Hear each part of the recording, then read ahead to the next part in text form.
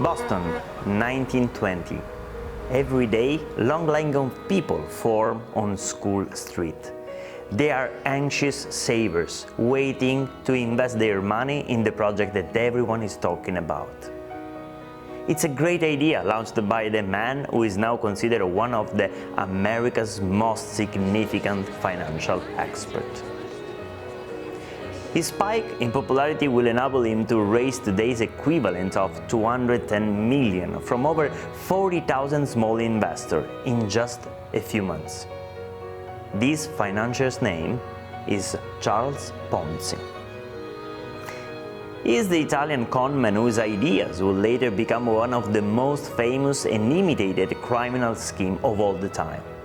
Let's take a step back to try and understand who Ponzi is, how his ideas survived him so brilliantly, and what this has to do with sustainability and circular economy.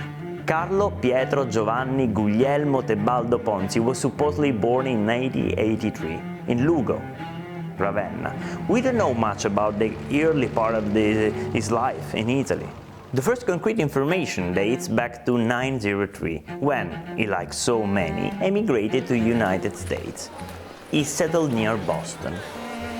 In America, Charles Pietro Giovanni Guglielmo Tebaldo starts calling himself Charles. After a while, in 1907, he found work in Quebec, Canada. In Montreal, he was hired at the Zarossi Bank, founded by Luigi Zarossi, also from Italy. The bank offered financial services to a particular clientele, Italian immigrants. Around this time, Ponzi begins to develop a swindling mentality. The reasoning behind the tremendous success of the Zarossi Bank is not clear. The bank offers an interest rate of nearly 6% on current accounts, while the rest of the banks rarely go as high as 3%. In other words, those who entrust their savings to Zarossi watch their money grow twice yearly as those who bank elsewhere. It is too good to be true. It is a scam, and one without any particular strategy.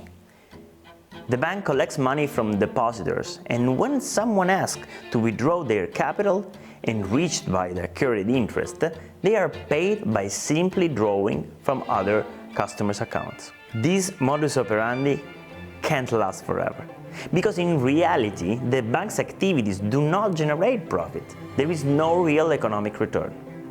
Sooner or later, the moment comes when too many customers want to withdraw large amounts of money, which the bank has already distributed to repay other customers. The scam reveals itself when the amount of money in the till is no longer sufficient to repay customers. The owner of the Zarossi Bank is very aware of the situation. As soon as he realizes that the system is about to collapse, he takes the rest of the money, grabs a one-way ticket to Mexico, and disappears. This scam is called a Ponzi scheme today, even though it was not Charles who devised it. So, what does the Ponzi scheme have to do with sustainability? What was attempted by this scam is, unfortunately, no different from what happens with the resources of our planet. Every year, there is a particular significant moment which is now famously referred to as Overshoot Day. It's the day that marks the depletion of the resources that Earth can generate each year. It's as if we Earthlings had a current bank account, and on January 1st, all the money that we can spend in the following 12 months is deposited. The issue is that this money ends in June or July, at the time known as Overshoot Day. What do we do from then on?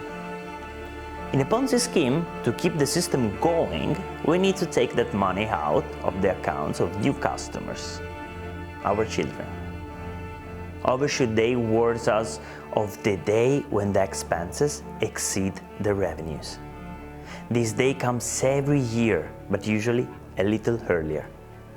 The worst part of this situation is that in the case of Zarossi Bank and the Ponzi scheme, the victims of the scam were unaware that their short-lived satisfaction depended on the money taken from other customers.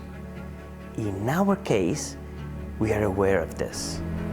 When we hear we have consumed the resources of 1.5 planets, we have to think that there are no resources left to meet everyone's demands.